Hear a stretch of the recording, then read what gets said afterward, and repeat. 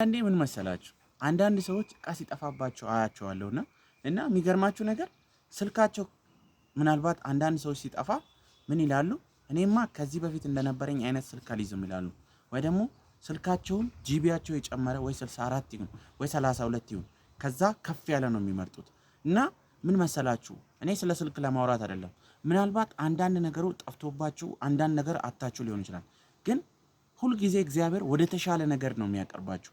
ሁሌ ከፍ ወዳለ ነገር ነው የምትቀርቡት እና ማወቅ ያለባችሁ ትልቁ ነገር ወደ ተሻለ ነገር ሊያቀርባችሁ ነው ማለት ልክ ስልካችሁ ጠፍቶ ያን ስልኩን እንደማትይዙት ሁሉ ከፍ ሊያደርጋችሁ ሲፈልግ አሁን እጃችሁ ላይ ያለው ነገር ከናንተ እጅ ላይ መነሳት አለበት። ወይኔ እናንተ በእናንተ ቤት ምናልባት ወይኔ ከእጄ ላይ አጣችሁት ልትሉ ትችላላችሁ። ግን ዋናው እሱ አይደለም። ትልቁን ቦታ ሊሰጣችሁ ከፍ ያለውን ቦታ ሊሰጣችሁ ስለፈለገ ነው እግዚአብሔር። አሁን ትንሹ እጃችሁ ላይ ያለቻን ነገር ይዛችሁ ሁለት ነገር መያዝ አትችሉም። ለዛ ነው።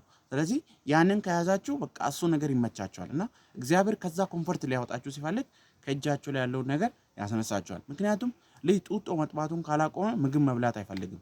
እንደዛ ነው እና እወዳችኋለሁ።